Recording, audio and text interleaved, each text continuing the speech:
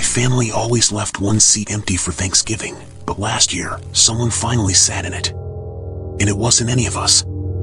I drove home for Thanksgiving the way I always did, half out of guilt, half out of obligation. 3 hours of barren highway, dead fields, and November air so dry it felt like my mouth was full of dust. My parents lived in a small town in western Pennsylvania, the kind of place that still pretended every holiday was a sacred event. The kind of place where tradition mattered more than people. I hadn't been back since last year.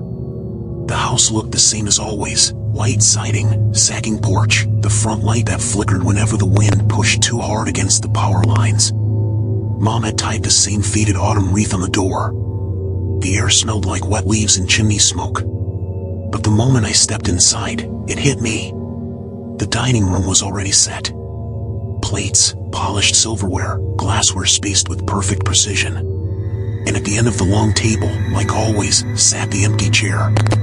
Its cushion untouched. Its wooden frame slightly darker than the others, as if it had soaked up more of the years than it should have. My mother emerged from the kitchen, wiping her hands on a towel. "Oh good," she said softly. "You made it before sunset." She always said that. Every Thanksgiving. Like sunset mattered. I nodded, my eyes drifting back to that chair. "You still do that?" I asked. "Even now?" She paused, offering a thin, diplomatic smile. "Of course. It's the tradition." Her voice dropped at the end. Almost reverent. Almost afraid. I set my bags down, walked toward the table. Something about the chair made my stomach twist. Maybe it was the way it seemed angled toward me. Maybe it was the faint groove in the seat, shallow, but just deep enough to suggest weight.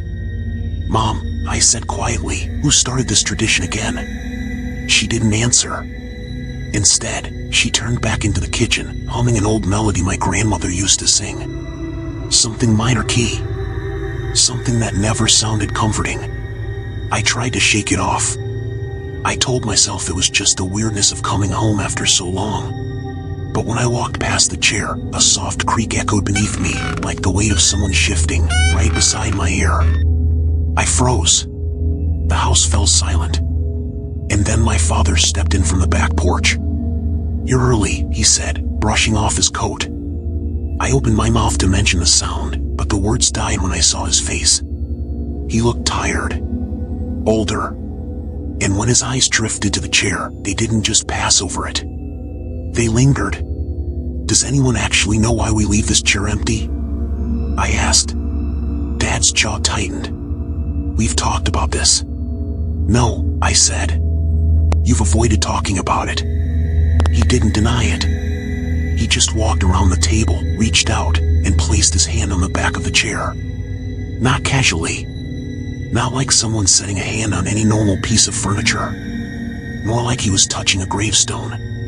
After a moment he whispered, barely audible, "It's not empty." A chill rippled up my spine. Before I could ask him what he meant, the house settled with a deep, groaning sigh, wood bending, air shifting, as if something unseen had just taken another seat at the table. And this time, the creak wasn't faint. It was deliberate. Dinner preparations filled the house with familiar smells, roasted squash, buttered rolls, spices simmering in the air, but none of it settled my nerves.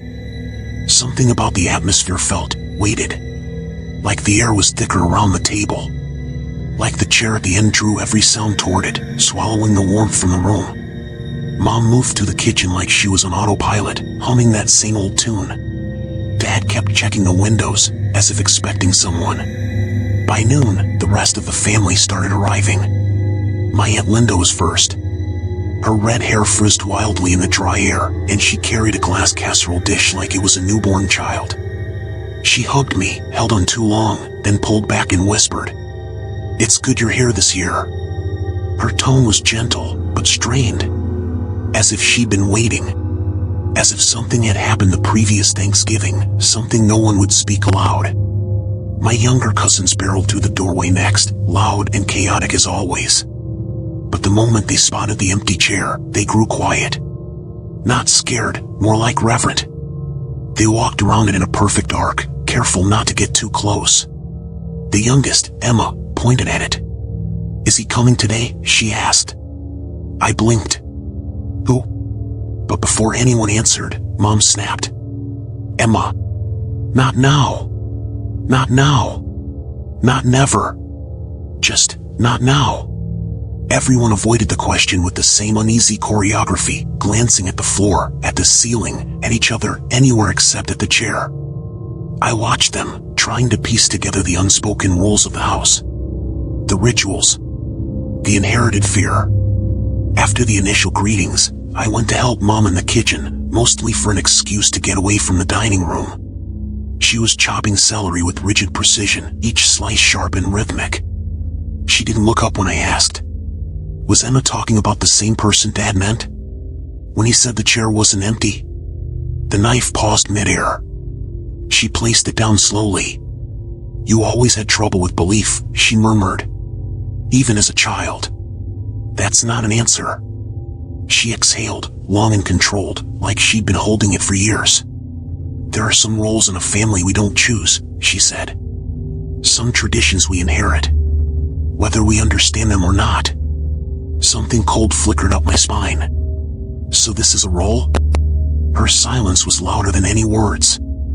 I stepped out of the kitchen, unsettled, and nearly collided with my Uncle Mark, broad-shouldered, unshaven, and gripping a paper bag so tightly the handles tore in his fists. "You all right?" I asked. He didn't reply. Instead, he leaned in close, his voice gravel-low. "You shouldn't have come back this year." A tremor passed through me. "Why not?" But before he could answer, the overhead light flickered, once, twice, and every conversation in the living room faded into a tense hush. Everyone looked toward the dining room. The empty chair had turned. Only slightly. No more than a few inches. But now it faced the doorway, and me. My heart stuttered. Did someone move that? My cousins shook their heads. Aunt Linda crossed herself. Then Aunt Linda whispered, "It noticed you." Dad barked her name sharply, but the fear was already in her voice, in all of their voices. I stepped toward the chair, pulse thrumming, breath shallow. The wood seemed darker than before, its grain twisting like it had swollen overnight. Something about the seat had changed too, a faint impression, deeper now. As if weight had pressed into it. As if something invisible had been sitting there, watching the door. Watching me. My uncle grabbed my arm. "Don't stand so close to it." "Why?" I demanded. "Because if it likes you," he whispered, "it won't stay empty." Behind us, the house let out a long, skeletal groan, a sound like wood bending under a slow, deliberate shift of weight. And from the dining room, the chair creaked again. Not loud. Not aggressive. Just patient. As if acknowledging my presence. Or claiming it. The afternoon dimmed faster than it should have. Clouds thickened over the house, swallowing the late November light until everything took on a dull, gray hue. It wasn't even 4 o'clock, but the world outside already looked like dusk. Inside, the family gathered in uneasy clusters, whispering, glancing toward the dining room, pretending nothing was wrong but failing miserably. I felt like the only one without a script. Finally, I cornered my father in the hallway, away from the kitchen noise and the low murmur of voices. "Enough," I said quietly. "Tell me what this is." "All of it." He closed his eyes for a long moment. "It's not something we talk about directly," he said. "That's the problem." He let out a tired sigh. "You're old enough now. Old enough to understand, old enough to participate." A chill rolled over me. Participate in what? Dad opened his mouth, but before he could speak, Aunt Linda approached from behind, clutching a stack of folded cloth napkins. "Don't scare the child," she hissed. "He's not a child anymore," Dad said. "No," she snapped, "but he doesn't have to be the one. Not this year." "The one." I stepped between them. "Okay. Someone tell me what the one means." Aunt Linda looked at me with something between pity and dread. "This family, we're not like others. We made a promise a long time ago. Before any of us were born. Before this town was built." She lowered her voice. "It's an old deal. Older than the house. Older than the soil. I swallowed. But deal with who? Linda didn't answer. Dad didn't either. But from the dining room came a slow, dragging creak, the sound of the chair shifting just slightly, as though leaning closer, eavesdropping. Everyone froze. Aunt Linda's eyes flicked toward the chair, then back to me. He comes every year, she whispered. Whether we acknowledge him or not. The room felt colder. And the empty seat is, Fram? I asked. Aunt Linda shook her head. No. The seat isn't for him. He doesn't need a place at the table. My stomach tightened. Then who sits there? Dad stepped forward, voice low. It's not who sits there, it's who he chooses to sit there. I felt a pulse of fear so strong it made my hands shake. Chosen for what? No one answered. Instead, my mother appeared at the end of the hallway, her face pale and tight. She wiped her hands on her apron, leaving faint damp marks where her palms had sweat through the fabric. It's time, she said. A quiet ripple of dread moved through the family. Mom guided me toward the living room, where she'd set up a small, old wooden box on the coffee table. The box looked ancient, dark, lacquer cracked, hinges tarnished. When she opened it, a faint smell of cedar and something metallic drifted out. Inside were folded pages, letters, brittle with age. These belonged to your great-great-grandmother, Mom said. She wrote down what she witnessed, what she promised. Dad added, we've kept these hidden from you until now. We didn't want to burden you too early. Burden. That word landed like a stone in my chest. I picked up the top letter carefully. The handwriting was thin, spidery, written in a trembling hand. The first lines made my skin prickle. He came again this year. The one who walks the boundary between our home and the hollow beneath. He spoke without a voice. And he reminded us of the price. My throat tightened. I read further. One chair left open. One seat offered. Not for him, but for the chosen. The chosen must be present. The chosen must eat. The chosen must listen. And the chosen must see him. My heartbeat thudded in my ears. What does that mean? I whispered. Dad swallowed hard. The chosen is the family member he watches. The one he follows through the bloodline. The one he favors. Aunt Linda whispered, and this year, it's you. My whole body went cold. As if responding to my fear, the house groaned, deep and slow, and from the dining room came the unmistakable sound of wood shifting under weight. We turned. The chair was no longer facing the doorway. It was turned fully toward the living room. Toward me. Mom's voice came out as a strained whisper. He's already here. A sudden thump shook the house, not from the walls, but from the floorboards directly beneath the dining room. A second thump followed. Then a slow, dragging scrape.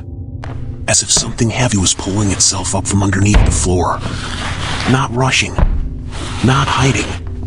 Just arriving. And the chair creaked once more, not like wood, but like something exhaling. The house rattled once, then settled into a silence so dense it felt like the air had weight. Everyone in the living room stood perfectly still, as if movement alone might draw attention from whatever was rising beneath the floorboards. My pulse throbbed in my throat. What happens now? I whispered. Dad's face was ashen. We prepare the table. Mom added, in a voice barely holding steady, he arrives when the sun sets. As if on cue, the last sliver of daylight outside slipped behind the tree line, and the house dimmed all at once. Aunt Linda hurried to the kitchen, her footsteps frantic on the tile. My father motioned for me to follow him into the dining room. I didn't want to. Every instinct screamed to walk the other way. But something in the air pulled at me, a pressure behind my ribs, like a hand guiding me forward. The dining room felt colder than the rest of the house. Frost-like patterns spread faintly across the window panes, despite the heat inside. Shadows thickened in the corners, pooling like spilled ink. And the chair. It no longer faced the living room. It faced my place setting at the table. My plate. My glass. My seat. Why is it pointing at me? I asked, my voice thin. Dad swallowed. Because you're the one he wants to see this year. I gripped the back of a chair to steady myself. Mom ushered everyone into position. 2 seats at the head of the table. My spot along the right side. Cousins further down. Aunts and uncles flanking the left. But no one sat. Not yet. Where do I stand?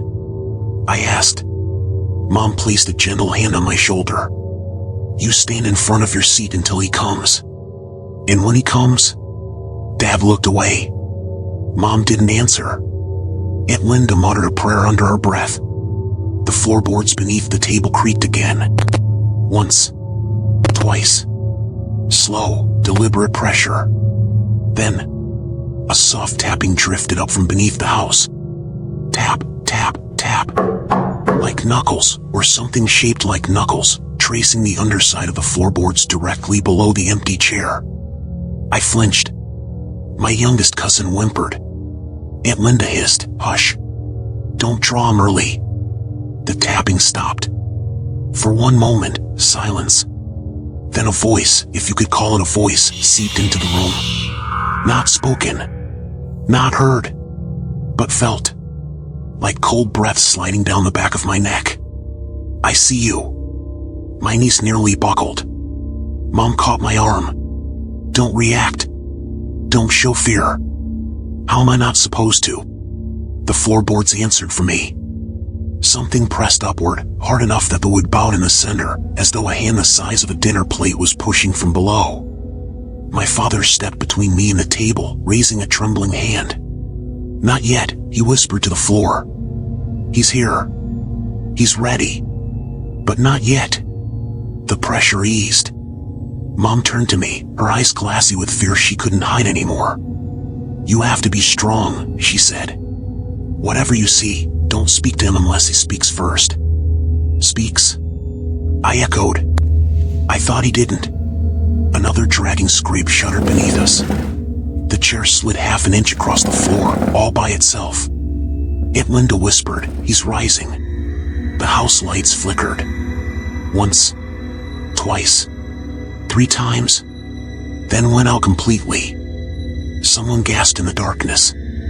A child began to cry. And in the pitch-black silence, a heavy, impossible presence filled the room, pushing against the walls, pressing the air thin. So hungry. The word seeped into my skull like a cold wind. And this year, the chosen stands waiting. A soft, dreadful groan rose beneath my feet, the sound of thick weight shifting through wooden beams. Something dragged itself up from the hollow under the house. The floorboards trembled.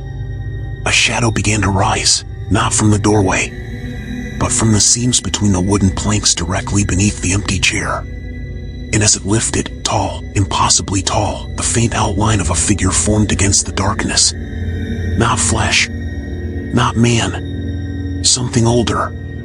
Something the house itself seemed built around. The lights snapped back on in a harsh, humming flash. Everyone shielded their eyes. Except me. The chair had turned fully toward my seat. And someone was sitting in it. Not a person. Not anything with a shape that belonged in this world. Its body flickered like smoke folded into bone. Its face was a suggestion more than a feature, a hollow, shifting void where eyes should be. It leaned forward, its weight creaking the ancient wood. Then it spoke without a mouth. Sit. My family stared at me, wide-eyed, terrified, waiting to see what I do. My father whispered, "If you don't sit, he'll take the choice from you." The entity tilted its head in a jerking, unnatural motion. The chair beside me slid back on its own, inviting me forward. And the hollow voice came again, curling around my spine. We finished the meal together. The room held its breath. Every member of my family stood frozen around the table, their fear wound so tight it felt like a living thing between us. The entity in the empty chair tilted its head again, slow, deliberate, as if studying the tremor in my hands, the way my breath quickened, the faint pulse in my neck. Sit. The word wasn't a command. It was an inevitability. My chair slid further out, scraping loud against the hardwood. I felt the tug, invisible fingers curling around my spine, guiding guiding me toward the table. Dad whispered, "Don't fight it." Mom's voice broke. "Please, just sit." Every instinct told me to run, but the air thickened, heavy as wet concrete, pulling me down. I sat. The moment I did, the lights dimmed to a sickly amber glow. The table settled with a soft, collective sigh, as if the house itself exhaled in relief. The entity leaned forward. The wooden chair beneath it groaned with the strain of its impossible weight. A plate materialized in front of me. I didn't see it appear. One blink and it was simply there, set with a perfect portion of turkey, stuffing, cranberries, rolls. Every traditional dish, arranged with eerie precision. Except, it wasn't the same food everyone else had. The meat was darker. The gravy blacker.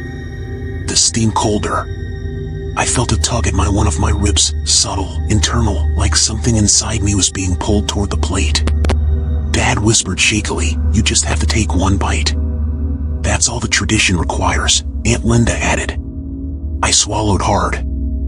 "One bite of what?" I asked. The entity's featureless face turned toward me. Its voice slid into my thoughts like oil. A remembrance. I stared at the food. The texture beneath the sheen was wrong. Not meat. Not bread. Something fibrous. Veined. Alive. "No," I whispered. "No, I can't."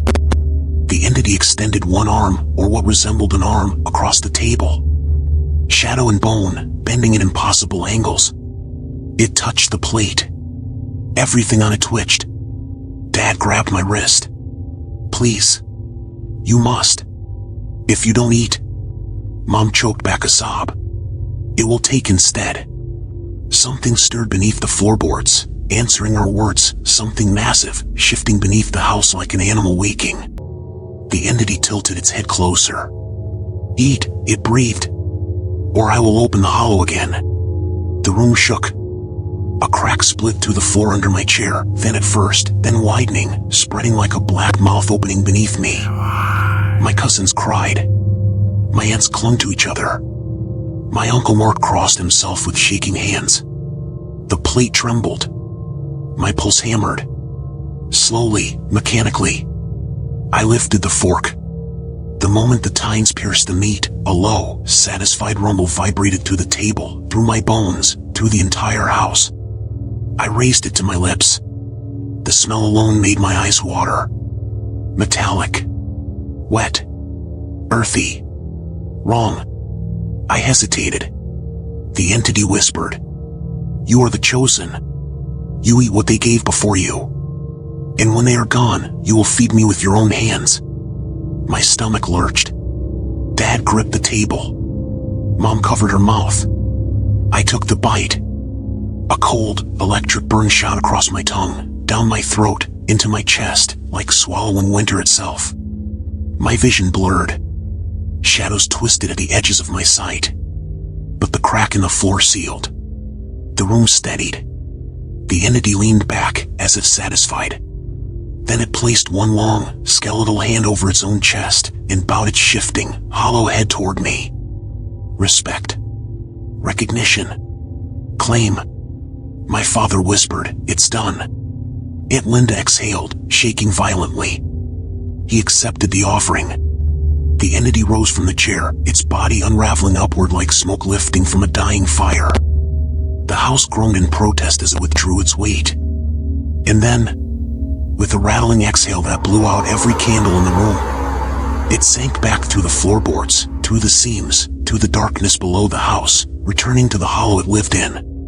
The chair went still. The lights steadied. And everyone stared at me as if seeing someone else. Someone marked.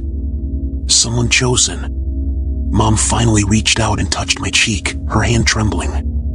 "I'm sorry," she whispered. "We never wanted this for you." Dad's voice broke. "But you were born under him. He's followed you since the day you came home from the hospital. We couldn't change it." I looked at the plate in front of me. The food remained, waiting for future years. Waiting for me. The dining room felt unbearably small. Next Thanksgiving, I wouldn't just be eating. I'd be hosting. And deep beneath the house, from the hollow darkness, came one last whisper sliding through the floorboards. Until next year, chosen one. Happy Thanksgiving Day, everyone. If this story gave you chills, tap like, stay on the trail, and subscribe before the next one finds you. The way is shut. Don't get lost. Step off the path. Follow SinisterTrail.